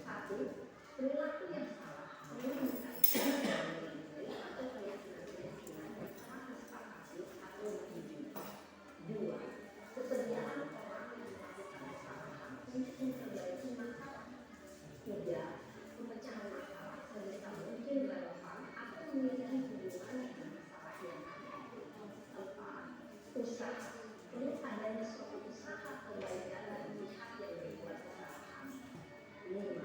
Waktu perlu didedikasikan waktu dari pihak yang berbuat kesalahan. Tanyakan kapan akan mulai diberlakukan usaha untuk memperbaiki masalah.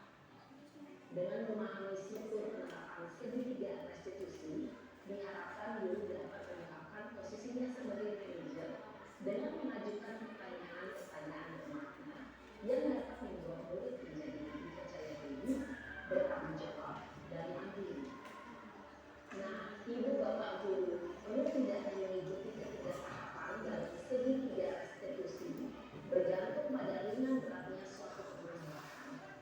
Misalnya, bila permasalahan tersebut ringan, maka tidak perlu menjalankan secara berurutan, bahkan bisa semudah menanyakan apa keyakinan yang kita sepakati. Dengan menjalankan segitiga restitusi, dengan mengajukan pertanyaan-pertanyaan, diharapkan murid menjadi lebih kuat secara pribadi, dapat memiliki rasa murid agar dapat menyelesaikan permasalahan yang sendiri, semakin percaya diri, mandiri, dan merdeka. Salam dan bahagia, ibu bapak guru hebat.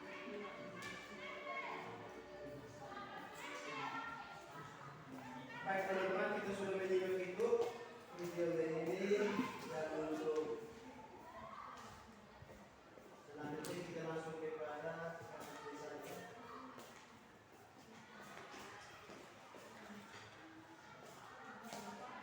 Nah ini.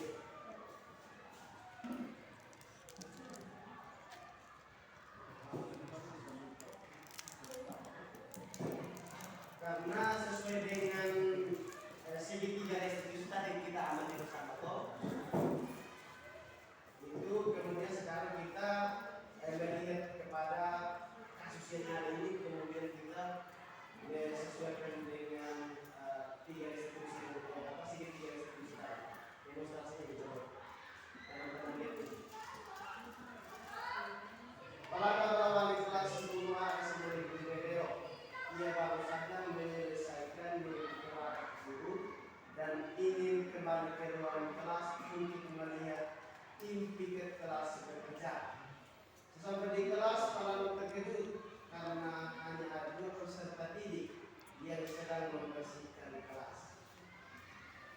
Justin menyadari bahwa Justin tidak ingin berpartisipasi dalam video. Justin, padahal aku tahu betul bahwa hari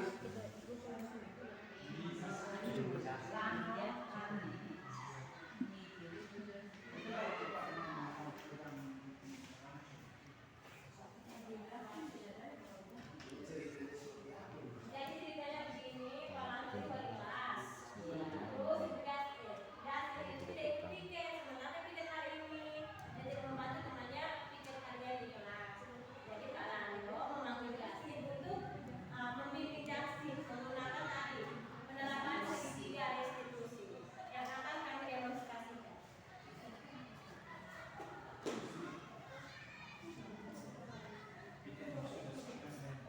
ini langsung kita demonstrasikan ini saya.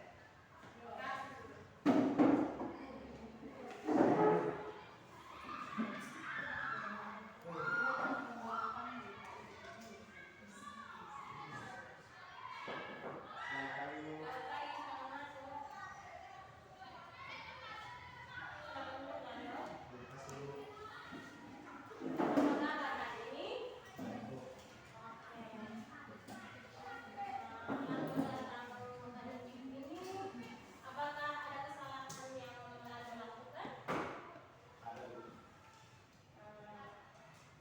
Kesalahan itu apa? Saya tidak membersihkan kelas. Tidak membersihkan kelas sesuai dengan jadwal pikir yang telah berbuat salah itu tidak apa-apa. Tidak semua manusia itu sempurna.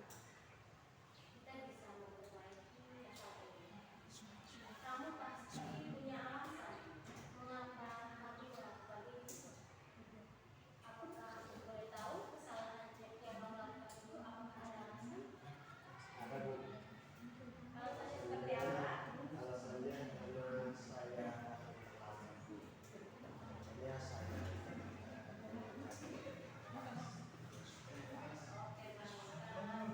Karena terlambat ya.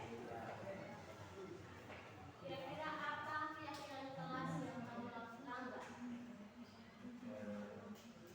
membersihkan kelas. Membersihkan kelas daripada tiket berikutnya. Ibu harap kamu tetap membersihkan kelas bersama-sama dengan teman yang tiket lainnya. Kira-kira apa tindakan untuk memperbaiki kesalahan? Mungkin saya harus datang lebih awal sehingga saya bisa mengerjakan membersihkan kelas sesuai dengan membersihkan kelas dengan waktunya. Membersihkan kelas bisa Baik, berarti nanti tiket berikutnya harus datang ke sekolah lebih pagi. Jadi masalah yang bisa Anda hadapi tidak menemukan solusi. Sekarang lalu boleh kembali ke kelas. terima kasih Bu. Selamat siang. Selamat siang Bu. Oke, baik, ini sebagai puncak daripada kegiatan kita hari ini, teman-teman. Sampai saat ini saya bersama dengan tiga teman lain menyampaikan terima kasih karena sampai dengan saat ini masih bertahan dengan kami, sehingga kita menyelesaikan kegiatan destinasi kami terkait dengan budaya positif ini.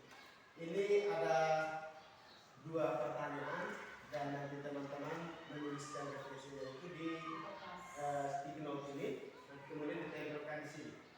Ya, dengan pertanyaan yang pertama, bagaimana perasaan Bapak Ibu atau teman-teman pada kegiatan penyimpanan budaya positif hari ini terkait dengan kegiatan yang kami lakukan hari ini? Itu bagaimana perasaan dari teman-teman? Kemudian yang kedua, apakah ada pengetahuan atau hal baru setelah kegiatan penyimpanan budaya positif hari ini? Hal baru apakah yang ibu bapak atau teman-teman temukan di dalam kegiatan penyimpanan terkait dengan budaya positif ini? Silakan dituliskan.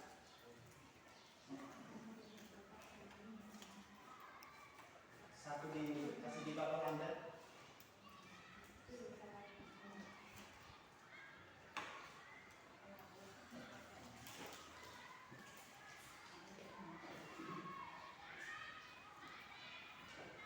pertama perasaan teman-teman saya mengikuti kegiatan penyembasan ini terkait dengan budaya positif mulai dari awal sampai dengan penghubung itu di segitiga institusi.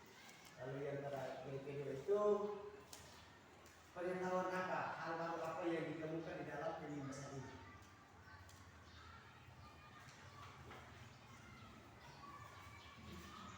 Analis.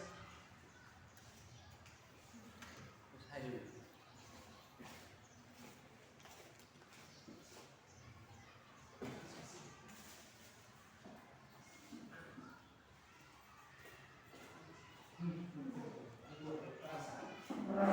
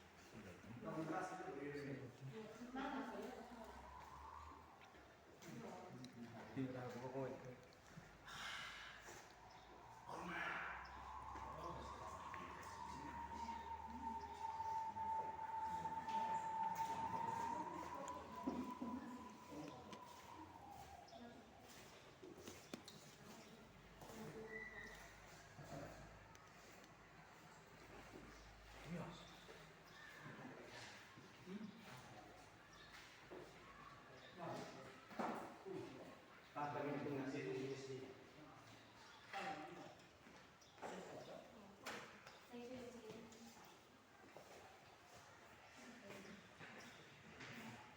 Oke, kita cek sama-sama ya.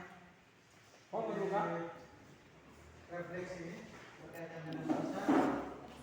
Sini ada perasaan senang, ada rasa bangga, terus ada yang sangat terduga, terus ada rasa senang sama rasa bangga dan rasa tidak terduga. Terus hampir rata-rata di bagian petasan semua berkaitan dengan perasaan senang. Di pengetahuan atau hal baru, di sini ada yaitu penyegaran pengetahuan tentang budaya positif, posisi kontrol dan segitiga institusi. Terus ada yang tentang pengetahuan baru tentang kebutuhan dasar. Terus masih sama, yaitu berkaitan dengan segitiga institusi. Terus sama segitiga institusi. Terus sini ada tentang segitiga institusi dengan pemberian hukuman. Oke, perbandingannya. Terus segitiga institusi. Oke, semua ada hal baru rata-rata di sini, yaitu berkaitan dengan posisi kontrol institusi dengan budaya segitiga institusi. Terus juga ada juga tentang kebutuhan dasar. Jadi ada 6 poin konstitusi budaya positif, yaitu disiplin positif dan nilai kebajikan, ada motivasi perilaku manusia, kebutuhan dasar manusia, terus ada keyakinan kelas, 5 posisi kontrol, dan yang terakhir yaitu segitiga restitusi. Pada hari ini yang kami lakukan yaitu pembahasan bersama dengan teman-teman. Terima kasih teman-teman atas kerjasamanya, atas kesediaannya, pengorbanannya untuk mendukung program calon guru penggerak yang ada di SMA Negeri Merah ini, yang mana kami ada 4 orang yang bersama-sama sedang berusaha untuk menyelesaikan proses pendidikan guru penggerak angkatan 11 tahun 2024. Terima kasih banyak atas kolaborasinya, kerjasamanya, dan pengorbanannya. Semoga apa yang kami berikan pada hari ini, sedikit yang kami berikan hari ini, bisa bernilai, bisa bermakna bagi kita semua, secara khusus bagi anak-anak didik kita dan sekolah kita. Demikian dari kami. Sebelum kita menutup kegiatan kita pada siang hari ini, mungkin kita menutupnya dengan doa. Saya minta teman-teman memimpin kita dalam doa. Ayos.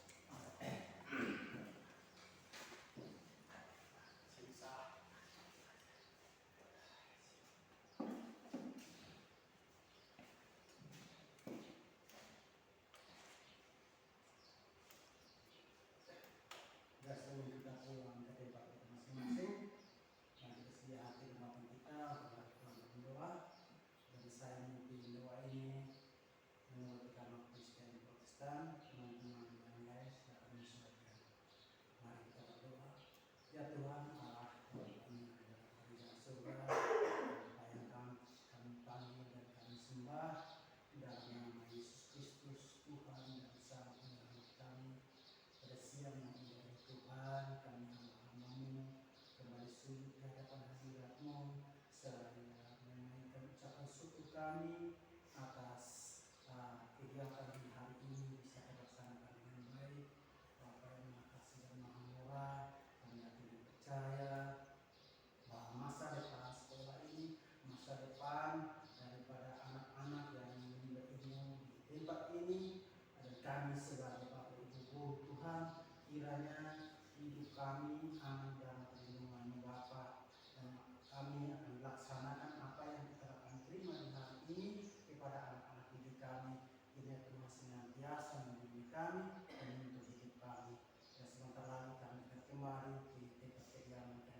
masing-masing. Kiranya Tuhan menyertai kami sehingga bisa tiba di tempat kami dengan selamat. Bagi teman-teman kami yang sedang mengikuti CPG Tuhan, mari Tuhan sertai mereka, kiranya Tuhan mau menolong mereka, mampukan mereka sehingga mereka bisa mampu menyelesaikannya tepat pada waktu yang telah ditentukan. Jika ada orang yang mengharapkan kami Bapa, mari dengan sambut sebab di dalam nama Yesus Kristus Sang Penyelamat kami berdoa dan berdoa kepada Bapa di surga. Amin. Oke, terima kasih Pak. Terima kasih kita semua. Selamat siang. Terima kasih.